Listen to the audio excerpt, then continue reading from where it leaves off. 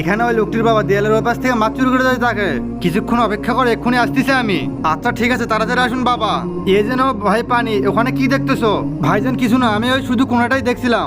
আচ্ছা এবার বলো তোমার কোন মাছটি পছন্দ, বলুন কোনটা নেবেন, এখানে সব মাছই তাজা।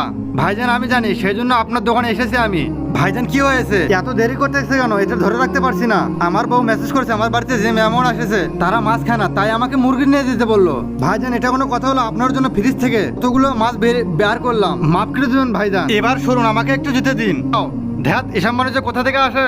এখানে একটা তো 10 কেজি মাছ ছিল বড়, সেটা কি হয়ে গেল? ভাইজান একটু দাঁড়ান তো দেখি। আরে ইয়ার বের হচ্ছে না কেন? আর কতক্ষণ এটা নিয়ে দাঁড়িয়ে থাকবো আমি আপনাকে যে 10 কেজি বড় মাছ দেখালাম সেটা কি হয়ে গেল? আসুন আপনাকে দেখাচ্ছি আমি। ভালোভাবে দেখুন, এখানে মাছটি ছিল।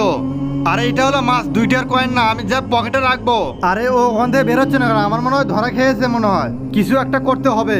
এরপর লোকটি সেখানে মাছটি লুকিয়ে ফেলে। বলুন মাছটি কোথায় রেখেছে? আসসালামু আলাইকুম ভাইজান, আপনার বাড়িতে মেহমান এসেছে, তাড়াতাড়ি আপনাকে যেতে বলছে। ওইটাকে আমার ভাই, তাহলে আপনি এখানে দাঁড়ান। এই যে ভাই দাঁড়াও, আমার মনে হয় তোমরা 2 ভাই মিলে আমার মাছ চুরি করেছো। আরে ভাইজান আপনি এটা কি বলতেছেন? হাতটা একটু সঙ্গে দেখি তো। ইস, আরে হারাম করতোরা, হাত থেকে তো মাছের গন্ধ বেরাচ্ছে। সত্যি করে বল মাছটি কোথায়? ভাইজান বলতেছি, তাহলে আমাকে ছেড়ে দিতে হবে। তাহলে তোকে ছেড়ে দেবো, তাহলে চলুন আমার সাথে। তার আগে দেখবো কে কে শয়তানকারী আল্লাহকে ভালোবাসে।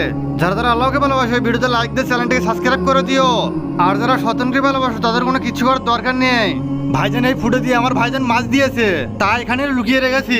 ভাইজান আমার কোনো দোষ নেই। ঠিক আছে তাহলে তুই যা।